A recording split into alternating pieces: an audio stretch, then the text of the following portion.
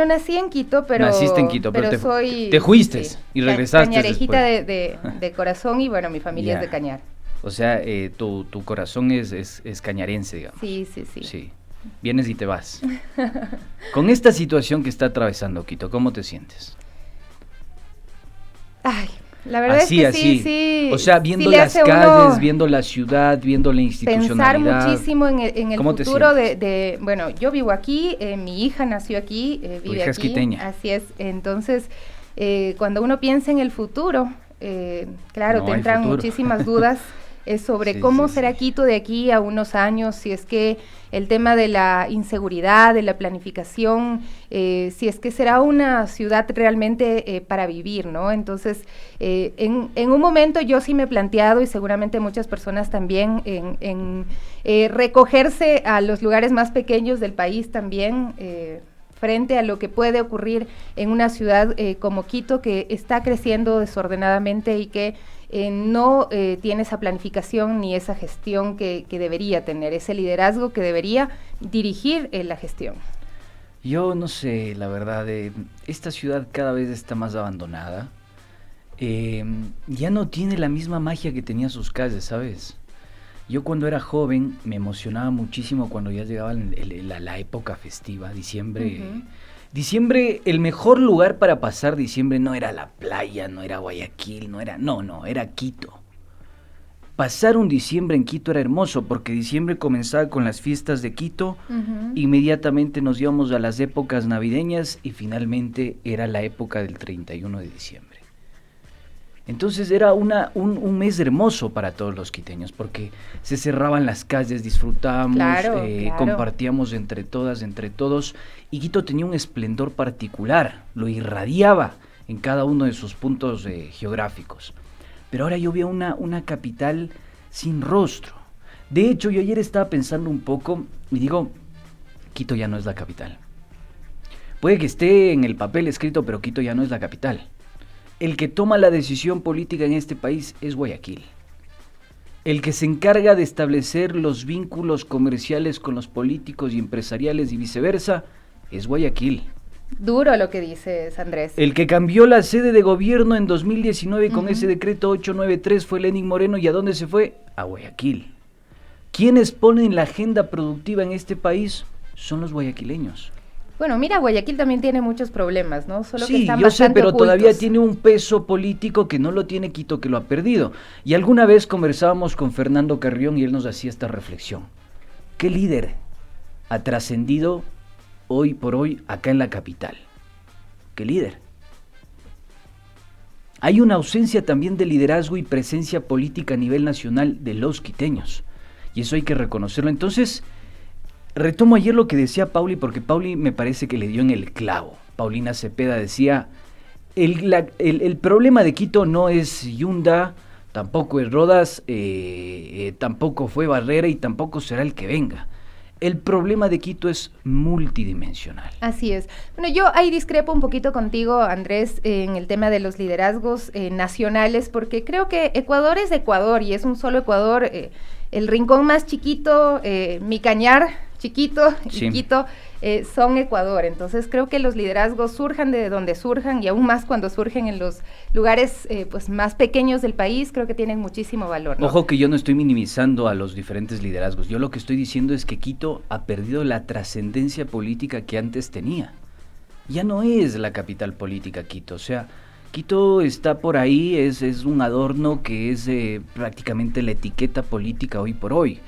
Pero fíjate que ahora el lugar que toma las decisiones económicas y políticas es Guayaquil. No estoy diciendo que esté mal, simplemente estoy diciendo que la trascendencia de Quito se ha ido por los suelos y hoy estamos viviendo una crisis sin precedentes y no se trata de Jorge Yunda, es multidimensional. Sí, en eso estoy de acuerdo, en ese último punto, en que la capital pues cada vez tiene más problemas y no es el destino de referencia, a pesar de que a nivel internacional todavía Quito sigue siendo pues como capital el destino más promocionado, obviamente como punto de llegada, y luego la gente se va a otros rincones del país, como Galápagos, por ejemplo, pero Claro, cuando llegas a Quito te das cuenta de que no era tal como te estaban pintando, porque si uno mismo cuando viene e intenta recorrer, por ejemplo, el centro histórico está muerto, Camila, es lamentable, claro, lo que ha pasado en el centro histórico. Es triste, es ver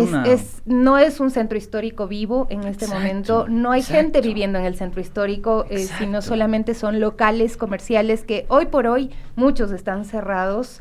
Esta crisis que nos muestra además en el centro histórico todos los problemas como reunidos, tenemos el tema del comercio informal que está desbordado, hay que decirlo, tenemos el tema también del trabajo sexual que está muy presente, es muy notorio dentro del centro histórico de la capital, el tema de la delincuencia también, que se evidencia mucho más en este sector específico de la capital y un poco todo esto se amplía a lo que ocurre en cada uno de los rincones de la capital, porque sí hablamos de un problema de pobreza estructural que ataca mucho a la capital porque el desempleo es alto a nivel nacional, pero en Quito, en la capital, es incluso del doble del desempleo a nivel nacional, obviamente porque pues ha sido el centro político y donde están las instituciones públicas y también cómo se ha reducido el trabajo en lo público, pues mucha gente se ha quedado en el desempleo y otra gente que viene con esa esperanza de poder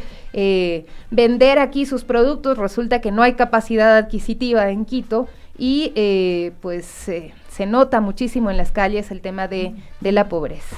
Yo solo decir una cosita más para seguir profundizando en nuestro tema del día de hoy, en nuestro Larry.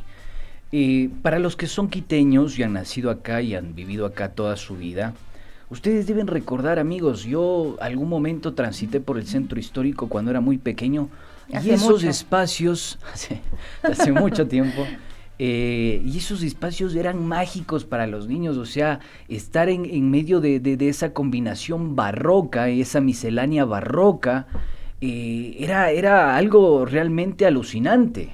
Y las composiciones de esas casas y esa arquitectura barroca y esa mezcla, ese sincretismo que tenía nuestra ciudad, hoy por hoy se ha perdido y esto yo creo que es profundamente lamentable porque Quito ya no tiene el esplendor que antes tenía. Por ejemplo, agosto, el mes de las artes, ¿no? El mes de las artes, Sofi, desde hace mucho y claro, cuando yo vivía en Cañar y podía venir de vacaciones a Quito durante el mes de agosto, era hermosísimo. Yo por lo menos lo recuerdo así, siempre tenía marcado en mi mente el tema de agosto, mes de las artes. Quito era una ciudad muy, muy, muy cultural. Hoy no lo siento así. Una sola oferta cultural en toda la ciudad, una sola oferta cultural. De hecho, yo cuando compartí algún momento, algún espacio con amigos en Flaxo, me decía un amigo colombiano y mexicano, me decía, oye, realmente para que Quito sea la capital es una ciudad muerta, o sea, ustedes no tienen nada más que farra la noche, pero, o sea, si uno quiere ir a ver una obra de teatro, no hay. Si quiere ir a ver una banda alternativa, tampoco hay algún espacio constituido. Si quiere ir a ver, no sé, teatro callejero, casi ya no hay nada. O sea, realmente la situación que vive esta ciudad es lamentable. Y a los quiteños, hinchas de liga también, nos duele profundamente lo que está sucediendo. No, yo creo que a todos, a quienes vivimos acá y a todos los ecuatorianos, porque pues este es el símbolo del país, lo que se vende a nivel internacional y bueno, ojalá haya esperanza para Quito. Son las 9:15, bueno, vamos a revisar los tweets que preparamos para el día de hoy, así es que por favor, mi Carlitos, ¿qué dice Larry?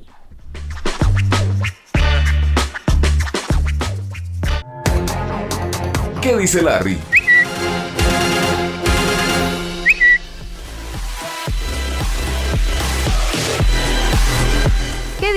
¿Qué dice Larry el día de hoy? Bueno, tenemos varias cositas para revisar un poco con el tema de la crisis de las vacunas a nivel internacional y aterrizando también lo que fue un anuncio acá en nuestro país.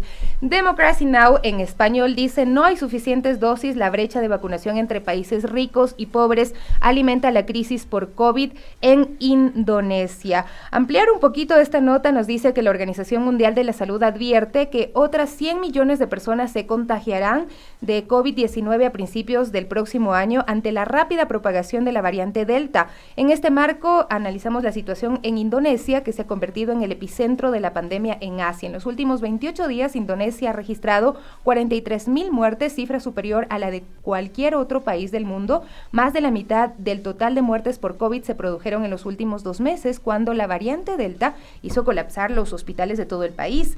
Y pues un poco esto en referencia a esta desigualdad de la entrega de vacunas a países ricos y a países que tienen pues poca capacidad adquisitiva o que son considerados como la última rueda del coche. En Latinoamérica ha sido muy compleja la llegada de las vacunas. Recordarás pues que se dio a conocer en Colombia el contrato con Pfizer y con AstraZeneca, y estas empresas condicionan el tema de que si hay retrasos ellos no tienen la culpa, es decir, pues no tienen los países, los estados capacidad de reclamarles porque ellos tienen el poder, porque tienen las vacunas en sus manos.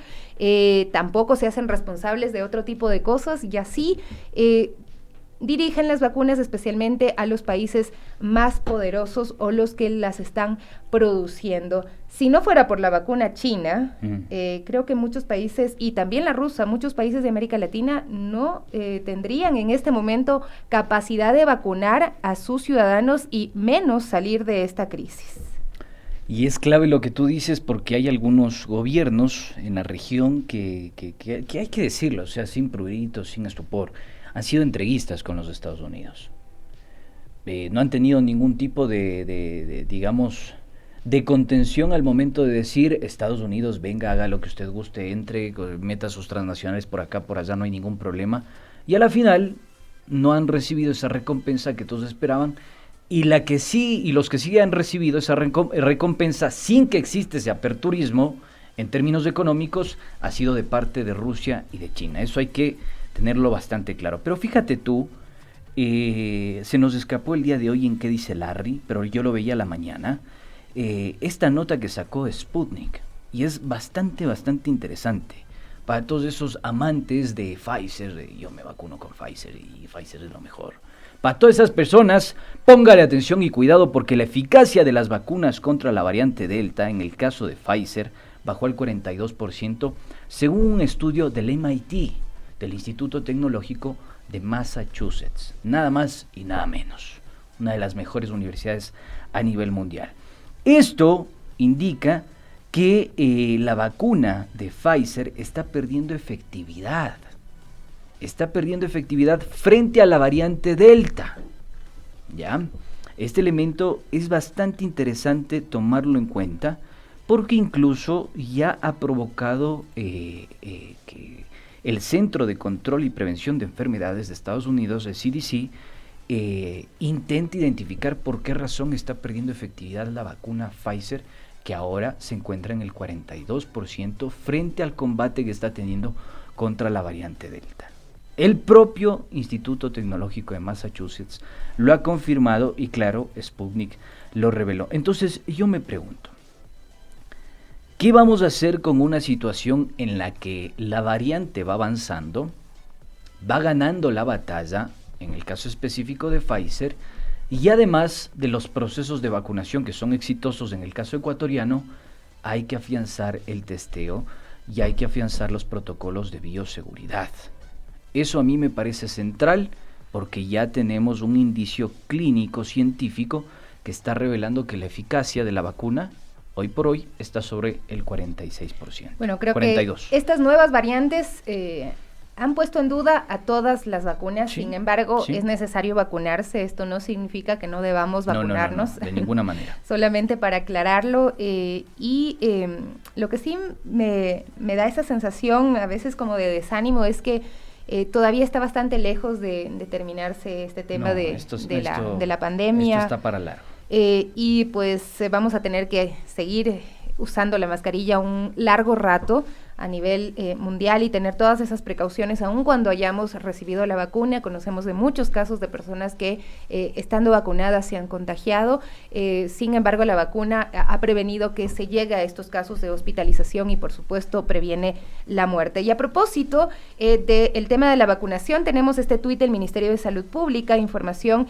del día de ayer, que Ecuador recibirá 4 millones de dosis de la vacuna Sinovac contra la COVID-19 y además puntualiza que las personas que tenían cita asignada entre el 12 y 15 de agosto para aplicarse Sinovac pueden acercarse desde el lunes 16 de agosto al mismo punto. Por ejemplo, yo tenía que vacunarme el día jueves, ayer, obviamente no hubo la vacuna disponible, así es que el día lunes tocará nuevamente buscar dónde vacunarse en un centro de vacunación, ojalá que no esté tan a full. No vayas al mercado negro ni informal. No, para nada. No te apuntes en la lista VIP. No. Ni en la Gold. Eso nunca. ¿No? Pero mira, claro, es el retraso en las entregas de las vacunas. China también, al igual que todos los países, está pasando este rebrote que se da por el tema de la variante Delta. Ya. Y sí se retrasa la llegada de las vacunas a los puntos a donde tenían que a sus puntos finales, en este caso Ecuador. Así es que ojalá no haya inconvenientes. Lo que sí ayer nos llamaba mucha gente y nos decía que estuvieron 3-4 horas haciendo fila en algunos centros de vacunación y recién a las 4 horas, después de estar ahí toda la mañana o toda la tarde, les decían, saben que no hay la vacuna, vayan nomás, regresen, vengan bien comiditos, pero otro día porque hoy no hay. Entonces se quejaban y me gustó, una señora nos decía, es tiempo productivo que se pierde y un poco es en parte porque hay estos problemas de también falta de información para la ciudadanía, ¿no? Entonces, en los centros de vacunación sí creo que tiene que haber alguien que gestione esta comunicación con los ciudadanos y si no hay la vacuna disponible en ese momento, pues se notifique a las personas con la debida anticipación. Sí, así es, querida Sofía, y algunos amigos que ya están interaccionando acá en nuestras redes sociales. Saludos a todos. Por ahí nos dice Antonio García, atentos con un audio que está filtrado, no lo sé. Chicos, si lo pueden chequear. Carlos también nos saluda. Nikolai Pumerov, un fiel oyente, él se vacunó con la Sputnik seguro.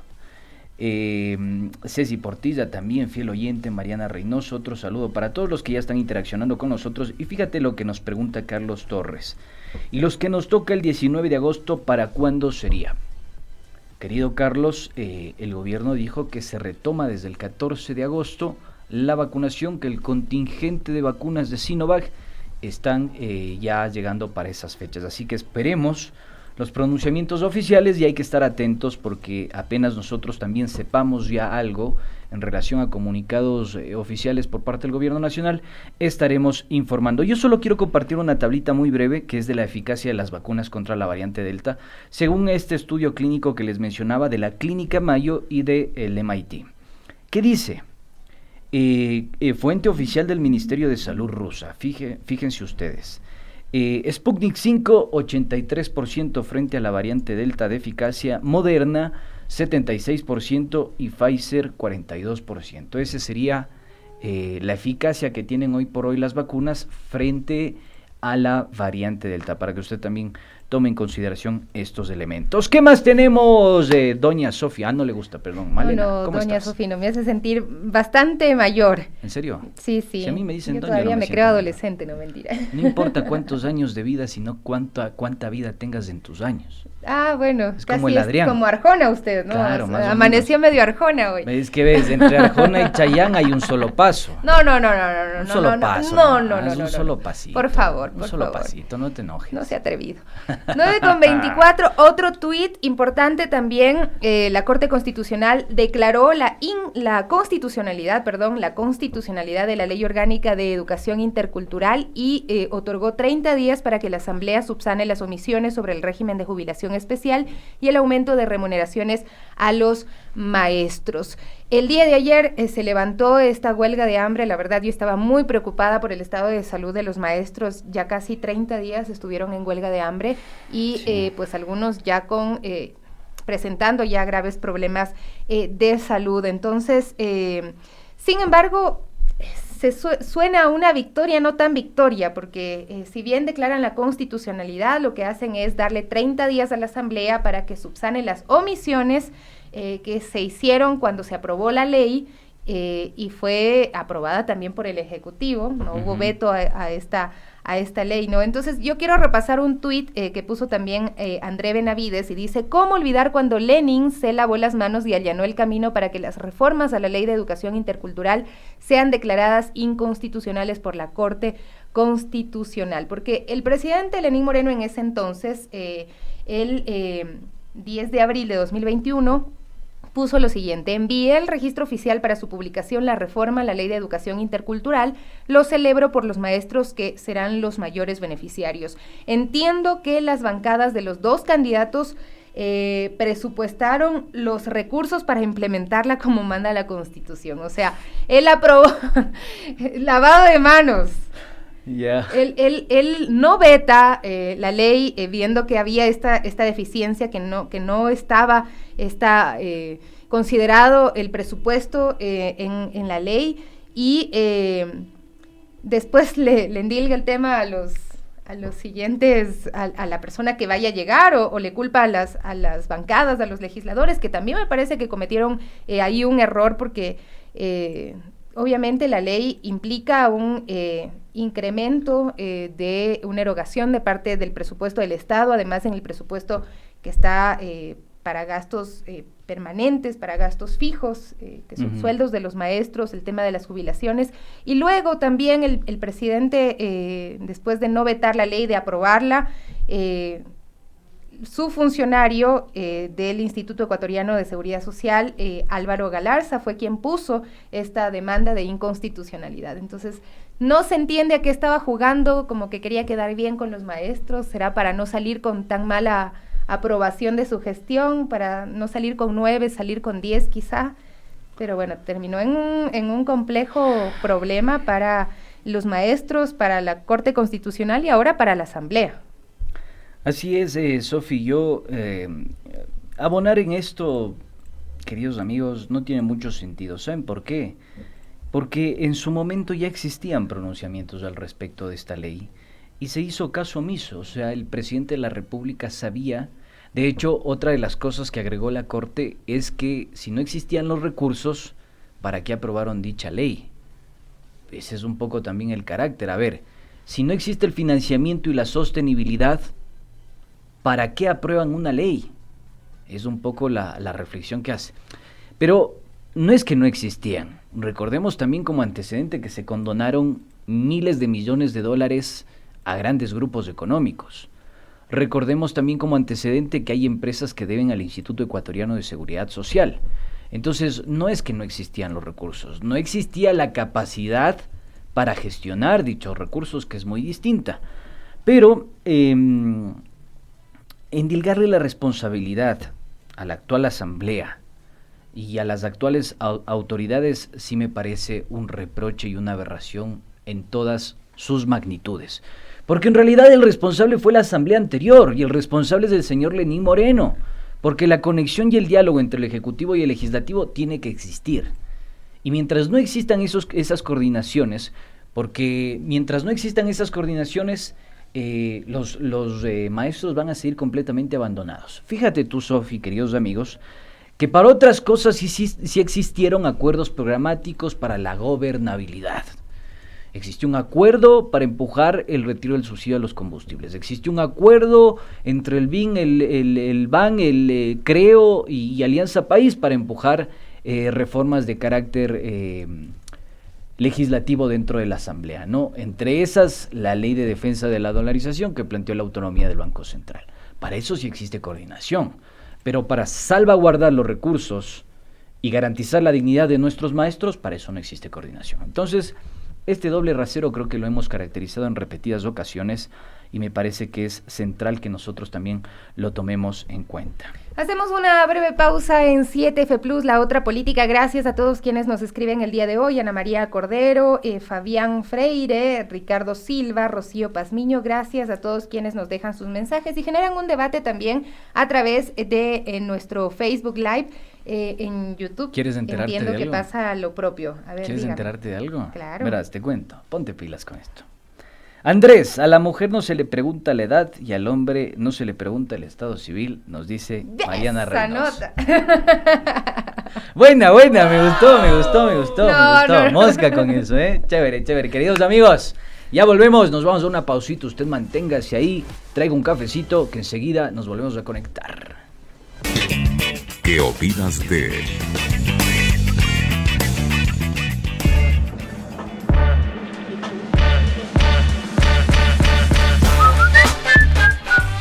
A ver, volvemos entonces, ¿cómo te sientes? Muy bien. ¿Estás feliz? Sí, viendo Como cómo usted ha perrito con traído dos su colas. agüita para usted y no me ha traído a mí. Ya es cosa de todos los días. Yo te iba a traer, espero que se me olvide. Es que me fui a quitar la chompa porque estaba con calor, fíjate, la ventana no está abierta, solo tenemos mascarilla en los micrófonos. Vos sí supiste el comentario de un oyente el día de ayer. No, ¿qué dijo? Sí, pero verá que lo estoy diciendo en un tono cómico, ¿no? No se tomarán a pecho, por favor, porque algunos son bien susceptibles. ¿Lo digo? Está con cara de expectativa el Carlitos. ¿Vos también? Sí, yo un poco de miedo más bien. No tengas ¿Qué irá a miedo, decir? en la vida no hay que tener miedo. Póngale atención y cuidado porque el día de ayer un fiel oyente nos dijo, estos periodistas creo que son de Pasto, de un pastucito, de Tulcán, porque le ponen la mascarilla a los micrófonos en vez de ponerse ellos la mascarilla, nos dijeron. Entonces, ya pues hermano, así somos, ¿qué podemos hacer? Sin embargo, yo te pido, por Pero favor... Pero usted fue de la idea, eso No, ya lo dijo. yo vine y ya estaba así, El galán de Cuyuja fue el de la idea, ahí está escondidito no saca ni los señores, ojitos, dice. hay que decir que los micrófonos concentran una Sí. Cantidad Hay una increíble de explicación bacterias.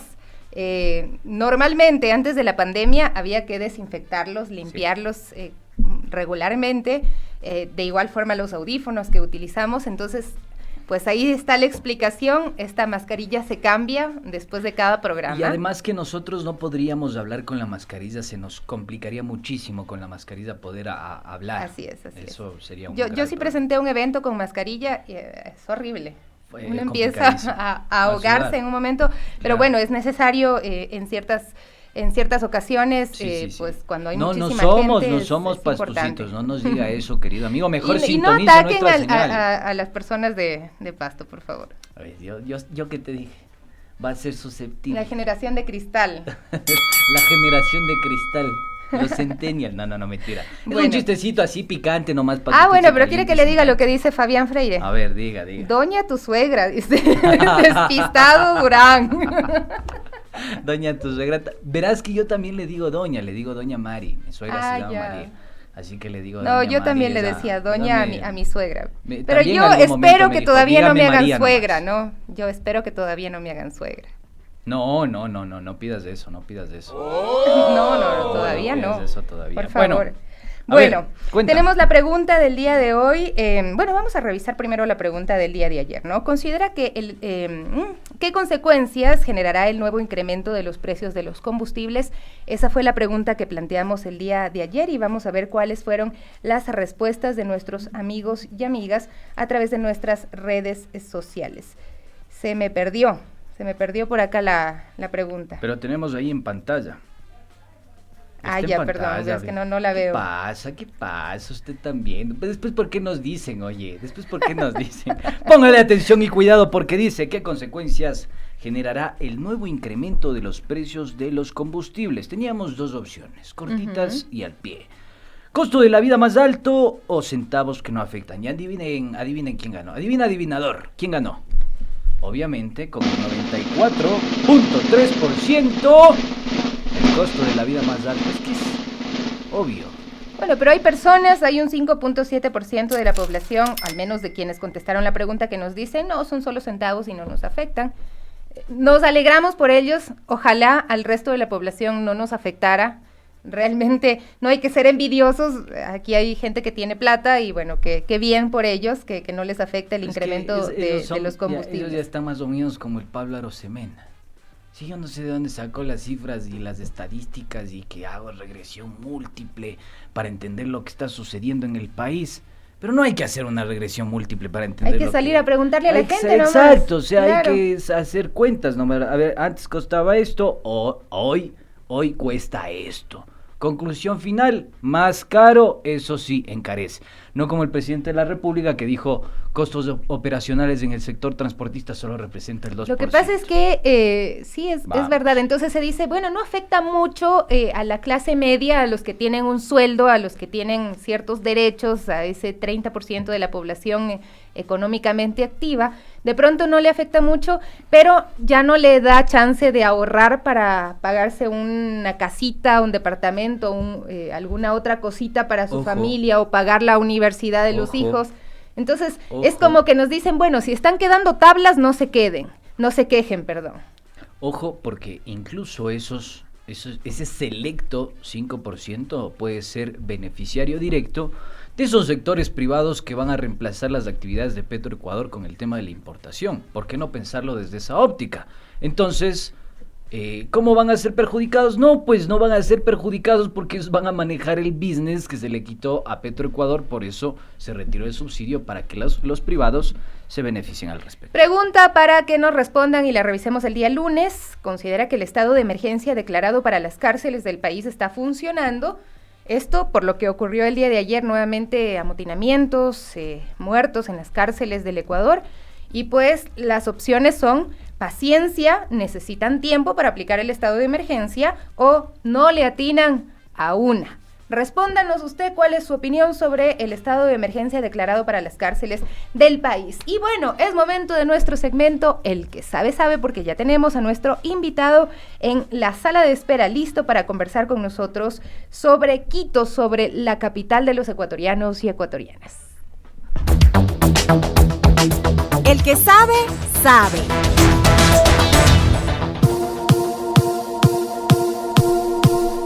A ver, 9 de la mañana con 38 minutos, nos confirman por favor si ya tenemos a nuestro invitado conectado. Sí, ayuden, no sean malitos con la vuelta, una vueltica de tuerca como dicen por ahí. Muy bien, ya lo tenemos y vamos a saludar el día de hoy a Vladimir Tapia, exsecretario de Hábitat, Territorio y Vivienda del Distrito Metropolitano de Quito, con quien estaremos conversando sobre esta crisis que vive la ciudad y lo que es una tarea pendiente del municipio capitalino, que es la aprobación de este plan de uso y gestión de suelo que debe aprobarse, ya tiene una fecha tope, entiendo, en el mes de septiembre. Exacto. Así es que, pues, están para correr. Habría que preguntar cuáles son los avances que se tienen, cuáles van a ser las normativas o las reglas del juego para este plan de uso y gestión de suelo. Así es que saludamos con nuestro invitado. Bienvenido, muchas gracias por acompañarnos hoy en 7F Plus. Muchas gracias y buenos días, Sofía y Andrés, por esta invitación a este espacio. Justamente lo que mencionas es una de las prioridades principales que se tiene no solo en el Distrito Metropolitano de Quito, sino a nivel nacional. Los 221 municipios, gobiernos de escala cantonal del país tienen que aprobar las actualizaciones de sus planes de desarrollo y ordenamiento territorial y la elaboración por primera vez de los planes de uso y gestión de suelo hasta el 14 de septiembre del presente año, lo cual nos da un tiempo bastante ajustado, pero que se ha venido desarrollando estos planes de una manera muy detallada. Vladimir, es un gusto que puedas compartir con nosotros en este espacio en Pichincha Comunicaciones. Yo creo que la primera pregunta que en este momento se nos viene, después de que hicimos unas revelaciones bastante perturbadoras sobre los intereses que están detrás del cambio de la modalidad en el uso y la gestión del suelo, descubrimos que hay algunas inmobiliarias fuertes, empresas fuertes que están detrás de esta gestión. Y una de ellas era Uribe y Schwarzkopf. De hecho, el señor Erdoiza, Jacobo Erdoiza, que fue secretario de Hábitat en la alcaldía de Mauricio Rodas, llama la atención que posteriormente se convirtió en coordinador de proyectos de Uribe y Schwarzkopf. Y esta persona gestionó también, eventos a favor de Uribe y Schwarzkopf con auspicio de la alcaldía de Quito, e incluso se trataron algunos temas beneficiando un sector de Cumbayá, cerca de la Universidad San Francisco de Quito, para una construcción de la inmobiliaria Uribe Schwarzkopf. Entonces, consulto, porque también está de por medio el tema del botánico, que hay muchos pobladores de ese sector que se han quejado al respecto por la intervención en áreas protegidas. Entonces, consulto, realmente, Vladimir, ¿qué intereses están detrás del uso y la gestión del suelo en el Distrito Metropolitano de Quito? Sí, la generación de estos planes, digamos, marca de una manera transversal y estructural el futuro de la ciudad. Es por eso que es tan importante, ¿no? Y yo, la verdad, te diría, esto es una responsabilidad de todos y genera interés en todos los sectores. Genera obviamente un interés en el sector inmobiliario porque además de la asignación de aprovechamiento urbanístico, esto quiere decir cuántos pisos puedo construir y en dónde puedo hacerlo, justamente responde, más que a un interés del sector inmobiliario, responde a un modelo de ciudad que queremos. Y eso se lo ha hecho conjuntamente con un proceso participativo que no tiene precedente en la planificación del Distrito Metropolitano de Quito. Se ha hecho un plan de participación extremadamente amplio con todos los actores urbanos. Hemos tenido reuniones con el gremio de la construcción, hemos tenido reuniones con colegios de profesionales, hemos tenido reuniones con todas las parroquias rurales, con la Asamblea de Quito, con colectivos, con líderes barriales, con organismos internacionales, entre muchos otros que yo les puedo decir, en las que se ha venido construyendo justamente y la consolidación de las propuestas de este plan en base a un modelo de ciudad. Y ahí es donde justamente por mucho interés que exista, tienen que ajustarse a esa visión a futuro de ciudad. ¿Y qué quiero decir con esto? La visión a futuro que plantea, por lo menos, el Distrito Metropolitano de Quito, es un cambio de modelo expansivo suburbano que se extiende agresivamente, desordenadamente, en muchos de los casos informalmente, hacia las áreas rurales del Distrito Metropolitano, generando un impacto increíblemente grande ambiental, ¿no? Comiéndose las áreas que tienen que estar destinadas a protecciones ecológicas o a la agroproducción sostenible en relación a la soberanía alimentaria. Ese modelo lo hemos venido teniendo durante las últimas 4 décadas hacia las parroquias orientales, incluido Cumbayá, ¿no? Y poco a poco, o sectores ambientalmente sensibles como el Ilaló, y poco a poco se ha ido desde mi punto de vista, por falta o por errores de planificación, se ha ido aumentando y creciendo la ciudad, digamos, con la mancha urbana, hacia sectores donde no tiene que crecer, ¿no?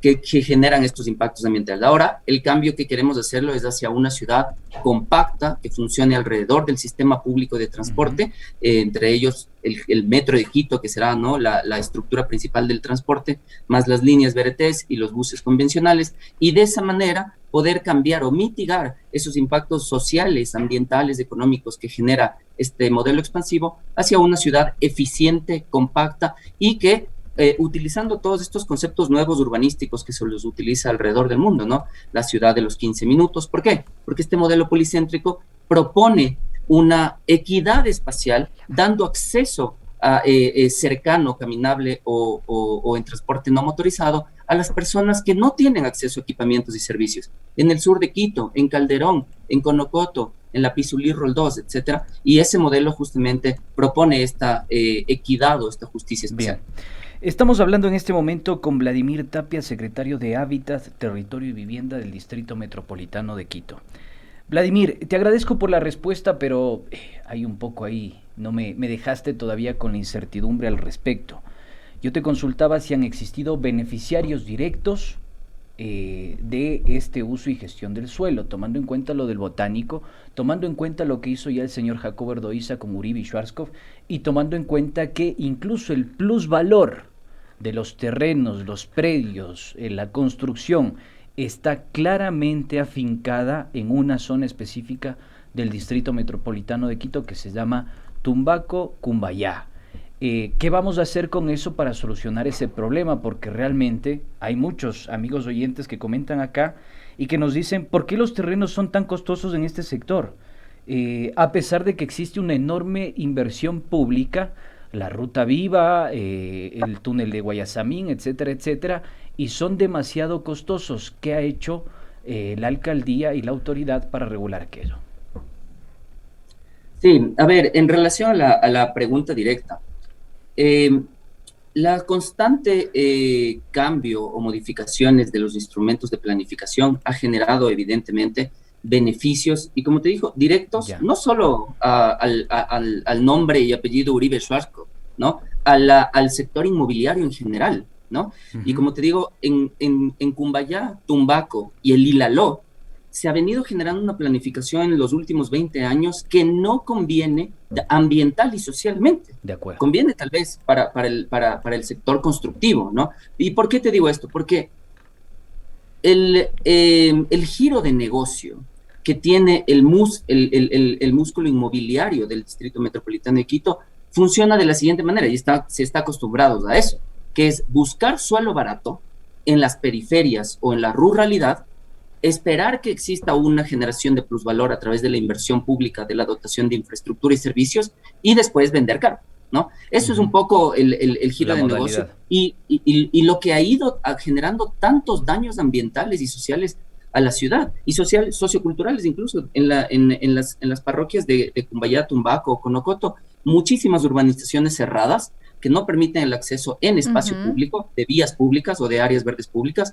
y lo cual genera justamente, no genera ciudad, digamos, no genera urbanidad, dinamismo. Secretario, ¿no? Pero ¿cómo se puede solucionar esto? Porque claro, frente a la aprobación ya de este plan de uso y gestión de suelo, ¿cuáles van a ser las reglas que se pongan para que se genere esta idea de ciudad que sea una ciudad viva, no esa ciudad amurallada de la cual estamos hablando?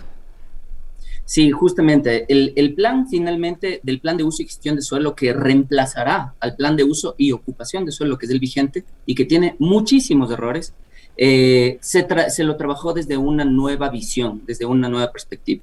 A veces se confunde que el plan de uso y gestión de suelo es una mera actualización del plan de uso y ocupación de suelo, y no es así. El plan de uso y gestión de suelo se lo trabajó desde cero, con una nueva visión de ciudad, como les comento, este cambio de modelo expansivo hacia un cambio concentrado. ¿Y ya cuáles son las acciones concretas que hemos generado? Por ejemplo, corregir cosas en las parroquias de Cumbayá y Tumbaco, que se empezó a asignar unos aprovechamientos en altura que no corresponden a ese tipo de dinamismo en las parroquias rurales, ¿no? No se puede generar alturas mayores a 3 pisos o máximo 4 en los ejes principales en las parroquias como Cumbayá, Tumbaco y Conocoto, porque el sistema público de soporte, me refiero a las vías, al alcantarillado, al agua potable, no soporta tanta densidad poblacional. Entonces, por ejemplo, ahí el plan de uso y gestión de suelo, por ejemplo, ya está regulando o, digamos, corrigiendo esos errores que se hicieron en anteriores administraciones. Lo mismo en el Ilaló. En el Ilaló se fue cambiando las zonificaciones poquito a poco, subiéndose a las faldas medias y altas del Ilaló. Ahora lo estamos revirtiendo, ¿no? Porque eso genera especulación de suelo, y es justo lo que mencionabas tú, Andrés, que tú compras suelo barato, especulas el suelo y lo vendes más caro, haciendo que la dotación de vivienda asequible sea imposible, ¿no? Porque son considerados sitios exclusivos, y eso ya no puede pasar. Entonces, en el Ilaló, por ejemplo, estamos revirtiendo casi 1,000 hectáreas a uso de suelo de protección ecológica, que es lo que debe tener el Ilaló, y limitando los aprovechamientos, bajando alturas, haciendo lotes más grandes. ¿Para qué? Para que ya no sea un sector atractivo y si no se vuelquen hacia los sectores urbanos, que son donde deben concentrar las mayores densidades poblacionales. Secretario, hay otros problemas que son visibles en Quito, y es, por ejemplo, lo hablábamos hace un momento también, es que el centro histórico de Quito es un centro histórico muerto en este momento. Hay muchas edificaciones que están abandonadas, muchos edificios que bien podrían ser aprovechados para que viva gente ahí, para que este sea un centro histórico que realmente sea seguro, incluso porque pasada las 5 de la tarde la gente que trabaja en este sector se va a sus casas y eso queda muerto totalmente, y es un foco también ya de inseguridad. ¿Qué pasa con el centro histórico de la capital en este plan de uso de suelo y gestión del suelo? ¿Y qué pasa con el tema del metro? ¿Cómo se está planificando todo lo que tiene que ver con el sector por donde transita el metro? Que seguramente ahí también va a ganar un plusvalor esas zonas, no va a ganar, cómo se va a reorganizar. ¿Quiénes van a ganar ahí? Y quiénes se van a beneficiar, porque también mucho de lo que se decía, voy a agregar algo a lo tuyo, Sofi, mucho de lo que se decía es que por donde va a transitar el metro de Quito, esas zonas van a ganar un espacio de plusvalor porque van a tener acceso directo, digamos, al transporte público. ¿Qué va a pasar con eso también, estimado Vladimir?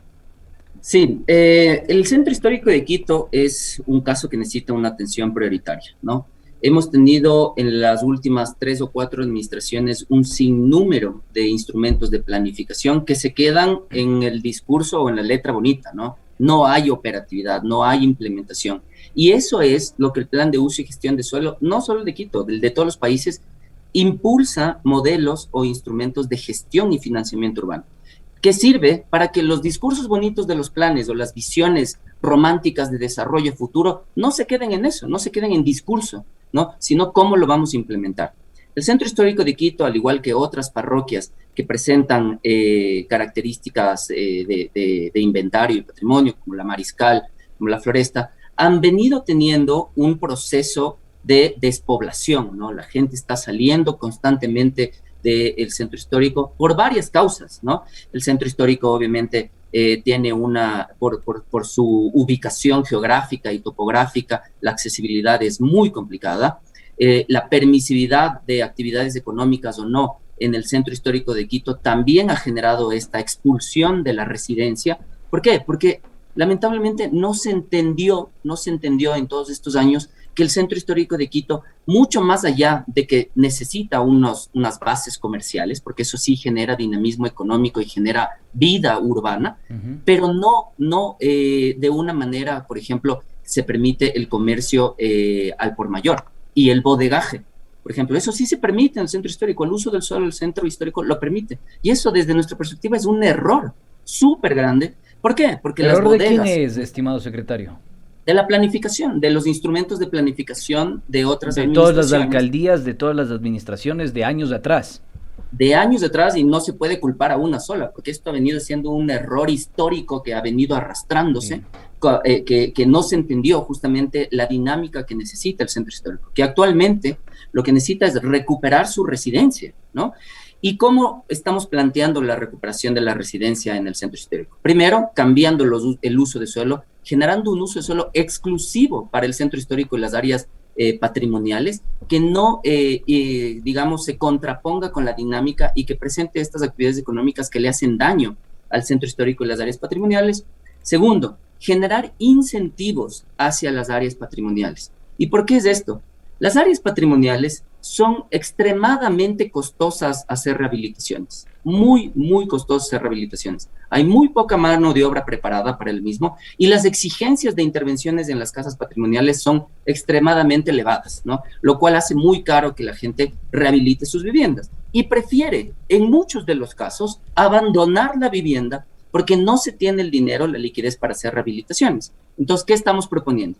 En las áreas patrimoniales hay un instrumento que estamos generando que se llama la transferencia de derechos edificatorios. Es un instrumento que ya se lo ha venido aplicando en muchas otras ciudades del mundo y que beneficia justamente a los propietarios de los inmuebles patrimoniales para vender altura, digamos, vender aire virtual, digámoslo así, ¿no? Porque obviamente las edificaciones patrimoniales no pueden ser modificadas y generar más pisos, pero esa capacidad de mayores pisos que virtualmente sí tendrían, las pueden vender, ¿no? A otros sectores que sí pueden receptar y sí pueden recibir mayores alturas. Ese dinero obligatoriamente tiene que servir para la rehabilitación de la vivienda y obviamente incentivando proyectos de residencia, ¿no? Entonces, todas esas cosas pensamos que funcionarían para que progresivamente se recupere la residencia y recuperar así el centro histórico. Perfecto. Estimado Vladimir, tengo una interrogante que gira en torno a una obsesión que yo tengo particularmente, y bueno, algunos investigadores con el tema de la captura de la decisión estatal por parte de algunos grupos económicos, que gira en torno al tema de la plusvalía. A ver, recordemos que en el año 2015 se intentó aprobar una ley de plusvalía, ¿no? Esto no se aprobó, a la final salieron beligerantemente a las calles, protestaron y se bajaron la ley. ¿Y por qué consulto? Porque acá un oyente nos hace una salvedad que a mí me parece que le dan el clavo. Fíjense en lo que pasa en Estados Unidos con el tema de los predios y el plusvalor. A los agentes inmobiliarios y a las empresas inmobiliarias les toca pagar altos impuestos Y es real, y acá en el Ecuador hay un caso paradigmático con el terreno, por ejemplo, del edificio de UNASUR, 20.000 metros cuadrados, originalmente costaba $300.000, el Estado terminó pagando aproximadamente $4 millones. Y esto pasa en muchos espacios geográficos del Distrito Metropolitano de Quito, y se benefician de inversión pública. Mucha inversión pública. El caso paradigmático más claro es de la zona de Cumbayá y la parte de la Ruta Viva. Se hizo tremenda ruta, tremenda infraestructura, se han beneficiado y han elevado los costos. Seguramente ustedes no puedan empujar una ley de plusvalía, pero ¿qué van a hacer para que ese retorno, no sé si vía subsidio cruzado o vía impositiva, pueda mejorar, digamos, las capacidades adquisitivas del municipio por un lado, pero también beneficiar con obra pública en otros sectores de la ciudad? Sí, en relación a eso es muy positivo que, por ejemplo, la Ley Orgánica de Ordenamiento Territorial, Uso y Gestión de Suelo, la LOTUS, ya presenta varios instrumentos de herramientas para el control del mercado, así se llama, y esto es muy importante ya empezar a utilizarlo en relación al plusvalor y a la especulación del suelo, ¿no? Que es un poco lo que pasa y lo que ya hemos mencionado. Se espera que haya una fuerte inversión pública, se espera que los terrenos se revaloricen, no se queden ahí estáticos esperando su engorde, como se llama, ¿no? Que se genere un plusvalor ahí, y después obviamente lo venden o construyen, y eso ya no puede pasar. La Ley Orgánica de Ordenamiento, la LOTUS, nos dice que podemos implementar algunas estrategias, herramientas como el desarrollo prioritario, por ejemplo. Para los terrenos que se encuentran cerca a centralidades o cerca a sitios prioritarios, que se evidencie que están siendo terrenos de engorde o que están especulando con el suelo, la ley nos permite a los municipios establecer esta herramienta y aplicarle para que en un término mínimo de 2 años se pueda desarrollar. Si es que no lo hace, este terreno puede salir a remate, ¿no? ¿Y se está cumpliendo con esto o no se está cumpliendo? Esto recién va a salir con los planes de uso y gestión de suelo, ¿no? Yeah. Es una herramienta que da la ley, pero que se implementa con los planes de uso y gestión de suelo. Entonces, aquí en el Distrito Metropolitano ya hemos identificado en muchísimas de las áreas prioritarias y centralidades muchos terrenos de engorde, ¿no? Que la gente está esperando para que se genere un plusvalor. Como chanchitos. Mi estimado Vladimir, una pregunta que hacen nuestros amigos ya para finalizar, porque ya nos quedan 2 minutitos. Hay que preocuparnos también por las áreas mínimas de lotes de terreno. En los últimos días se ve mucha publicidad de venta de lotes por el Valle, Zavala, etcétera, de 100 metros cuadrados, mientras la ordenanza en zona urbana decía lotes de mínimo 200 metros para poder legalizar alguna respuesta, porque se puede estar comercializando de forma fraudulenta también. ¿Cómo se controlan estas cosas? Rapidito, por favor, que estamos controlando. Así es. El tema justamente de la expansión suburbana y de la búsqueda de terrenos baratos. Existe la herramienta de la tenencia de suelo que es legal y está en ley nacional, que es derechos y acciones. Y eso es una de las cosas que, digamos, pone en riesgo la planificación. Se puede tener los mejores planes en todos los municipios, pero si seguimos fraccionando en derechos y acciones, que es legal y está en la ley nacional, pueden dividir en terrenos de 100 o menos metros, que se lo hacen en las áreas rurales. Y eso sí pone en riesgo la planificación, y ese es un tema de control y desde nuestra perspectiva de una modificación al COTA desde la Asamblea Nacional. Perfecto, queremos agradecer a Vladimir Tapia, secretario de Hábitat, Territorio y Vivienda del Distrito Metropolitano de Quito. Muchas gracias, Vladimir, por haber atendido nuestra invitación y pues bueno, éxitos en la gestión. Muchas gracias, Andrés, que un gusto con todos. Muchísimas gracias por acompañarnos el día de hoy. Ya vamos cerrando nuestro programa. Miquita nos dice, Miquita Mamina en Facebook nos dice, el día de ayer, Día de la Juventud, hubo un evento en el Teatro Capitol auspiciado por el municipio y el Patronato San José y nadie se entera. Más de 60 jóvenes se presentaron, un espectáculo increíble con todas las limitaciones, porque ni un refrigerio les brindaron, dice. Los vestuarios, como cada uno se los pudo arreglar, pero su actuación fue espectacular. Y bueno, esto como para matizar lo que nosotros decíamos, que Quito pues lastimosamente ya no se ve el arte, la cultura como antes estaba presente. Ya nos dicen que nos tenemos que despedir, amigos. Chao. Les deseamos un buen fin de semana, que la pasen muy bonito y aquí estamos en Pichincha Comunicaciones. Nos estamos viendo el día lunes y por favor no se pierdan hoy Bajo el Ocaso